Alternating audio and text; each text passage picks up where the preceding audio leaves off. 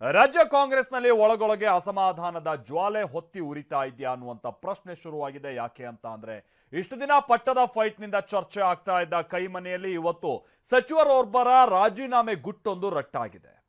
ಅಸಲಿಗೆ ಏನದು ಕಥೆ ಅಂತೀರಾ? ಬನ್ನಿ ರಿಪೋರ್ಟ್ ಅಲ್ಲಿ ನೋಡ್ಕೊಂಬೋಣ.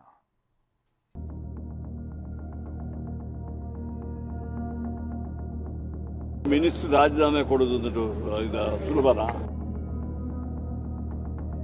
ಜಾರ್ಜು ರಾಜೀನಾಮೆ ಕೊಟ್ಟಿಲ್ಲ.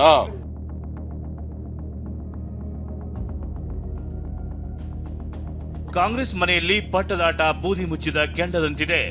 ಆಗಾಗ ಬಣದ ಸಭೆಗಳು ಇನ್ನು ಮುನ್ನೆಲೆಗೆ ಬರ್ತಿವೆ. ಇಂಥ ಹೊತ್ತಲ್ಲಿ ಪ್ರಭಾವಿ ಸಚಿವರಾಗಿರುವ ಕೆಜೆ ಜಾರ್ಜ್ ಸಿಎಂ ಸಿದ್ದರಾಮಯ್ಯಗೆ ರಾಜೀನಾಮೆ ನೀಡಿದ್ರು ಅನ್ನೋ ಸುದ್ದಿ ರಾಜ್ಯ ರಾಜಕೀಯದಲ್ಲಿ ಸಂಚಲನ ಸೃಷ್ಟಿಸಿದೆ.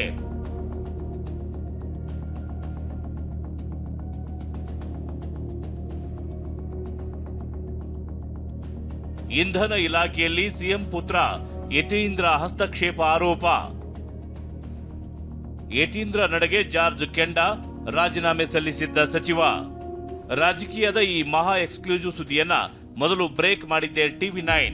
ಈ ವರದಿ ರಾಜ್ಯ ರಾಜಕೀಯದಲ್ಲಷ್ಟೇ ಅಲ್ಲ, ರಾಷ್ಟ್ರದಲ್ಲೂ ದೊಡ್ಡ ಸಂಚಲನ ಎಬ್ಬಿಸಿದೆ. ವಿಧಾನಸಭೆಯಲ್ಲೂ TV9 ವರದಿ ದೊಡ್ಡ ಸದ್ದು ಮಾಡಿದೆ.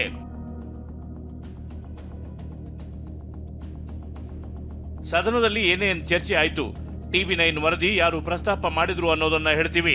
ಅದಕ್ಕೂ ಮುನ್ನ ಜಾರ್ಜ್ ಬೇಸರಕ್ಕೆ ಕಾರಣ ಏನು, ಸಿಎಂ ಎದುರು ಸಚಿವರು ಹೇಳಿದ್ದೇನು ಅನ್ನೋದನ್ನ ತೋರಿಸ್ತೀವಿ ನೋಡಿ.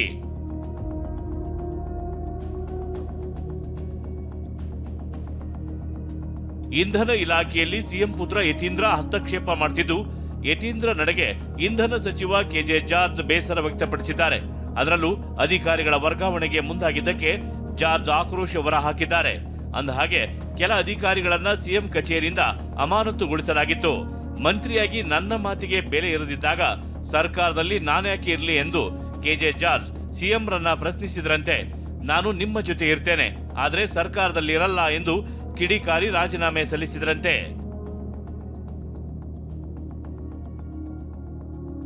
ಜಾರ್ಜ್ ಇಂಥದ್ದೊಂದು ನಿರ್ಧಾರಕ್ಕೆ ಬಂದಿದ್ದಾರೆ ಅಂತ ಗೊತ್ತಾಗಿದ್ದೇ ತಡ ಸಿಎಂ ಆಪ್ತರು ಸಂಧಾನಕ್ಕೆ ಎಂಟ್ರಿ ಕೊಟ್ಟಿದ್ರಂತೆ. ಸಿಎಂ ಕಾನೂನು ಸಲಹೆಗಾರ ಪೊನ್ನಣ್ಣ ಮೂಲಕ ಜಾರ್ಜ್ ಸಂಧಾನ ಆಗಿದೆಯಂತೆ. ಇದಾದ ಬಳಿಕ ಇಂಧನ ಇಲಾಖೆ ಅಧಿಕಾರಿ ಅಮಾನತನ್ನ ಸಿಎಂ ಹಿಂಪಡೆದ್ರಂತೆ. ನಂತರ ಜಾರ್ಜ್ ಕೂಡ ತಮ್ಮ ರಾಜೀನಾಮೆ ನಿರ್ಧಾರದಿಂದ ಹಿಂದೆ ಸರಿದಿದ್ರು ಎನ್ನಲಾಗ್ತಿದೆ.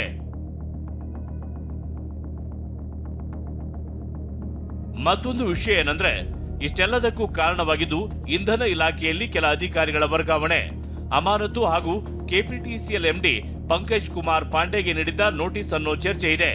ಹಾಲಿ ಕೆಪಿಟಿಸಿಎಲ್ ಎಂಡಿ ಆಗಿರುವ ಪಂಕಜ್ ಕುಮಾರ್ ಪಾಂಡೆ ಸಿಎಂ ಸೂಚನೆ ಪಾಲಿಸದ ಹಿನ್ನೆಲೆಯಲ್ಲಿ ನೋಟಿಸ್ ಕೊಡಲಾಗಿತ್ತು.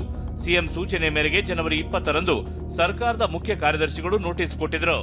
ಅಧಿಕಾರಿಯನ್ನ ಅಮಾನತು ಮಾಡೋ ಪ್ಲಾನ್ ಇತ್ತು. ಆದ್ರೆ ಕೊನೆ ಗಳಿಗೆಯಲ್ಲಿ ಸಿಎಂ ಸೈಲೆಂಟ್ ಆಗಿದ್ರು ಅನ್ನೋ ಮಾಹಿತಿ ಇದೆ. ಈ ಬಗ್ಗೆ ಮಾತನಾಡಿದ ಎಎಸ್ ಪೊನ್ನಣ್ಣ, ಜಾರ್ಜ್ ರಾಜೀನಾಮೆ ನೀಡಿಲ್ಲ ಅಂದ್ರು, ಪಂಕಜ್ ಕುಮಾರ್ ಕೂಡ ಸ್ಪಷ್ಟೀಕರಣ ಕೊಟ್ಟಿದ್ದಾರೆ ಅಂತ ಹೇಳಿದ್ರು. ಬಹಳ ಆತ್ಮೀಯರಾಗಿ ಎಲ್ಲ ರೀತಿಯಾದಂಥ ಕೆಲಸಗಳನ್ನು ಜೊತೆಯಲ್ಲೇ ಮಾಡ್ತಾ ಇದ್ದಾರೆ. ಮಾನ್ಯ ಮುಖ್ಯಮಂತ್ರಿಗಳಿಗೆ ಒಂದು ದೊಡ್ಡ ಶಕ್ತಿ ಕೆಜೆ ಜಾರ್ಜ್ ಅವರು. ಅದರಿಂದ ಆ ರೀತಿಯಾದಂಥ ಮಾಹಿತಿ, ಆ ರೀತಿಯಾದಂಥ ಸುದ್ದಿ ಏನಿದೆ ಅದು ಸತ್ಯದಿಂದ ದೂರವಾದಂಥದ್ದು. ಅವರು ಕೆಲವು ಸಭೆಗಳಿಗೆ ಅವರು ಕರೆದಾಗ ಒಂದು ಸಭೆಗೆ ಅವ್ರು ಬರಲಿಲ್ಲ, ಮುಖ್ಯಮಂತ್ರಿಗಳ ಸಭೆಗೆ ಅಂತ ಹೇಳಿದ್ರಿಂದ ಅವ್ರಿಗೆ ಕಾರಣವನ್ನು ಕೇಳಿದ್ದಾರೆ ಇವರು ಮುಖ್ಯ ಕಾರ್ಯದರ್ಶಿಗಳು.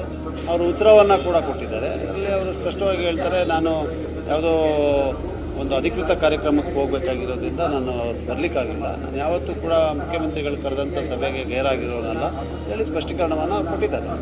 ಖುದ್ದು ಈ ಬಗ್ಗೆ ಸ್ಪಷ್ಟನೆ ಕೊಟ್ಟ ಸಚಿವ ಕೆಜೆ ಜಾರ್ಜ್, ನನ್ನ ಇಲಾಖೆಯಲ್ಲಿ ಯಾರ ಹಸ್ತಕ್ಷೇಪವೂ ಆಗಿಲ್ಲ, ನಾನು ರಾಜೀನಾಮೆ ಕೊಟ್ಟಿಲ್ಲ ಅಂದ್ರು. ಈಗಾಗಲೇ ಹೇಳಿದ್ದೀನಿ, ಹಸ್ತಕ್ಷೇಪ ಆಗಲಿಲ್ಲ, ಯಾರು ನನ್ನ ಇಲಾಖೆ ಮಾಡಲಿಲ್ಲ.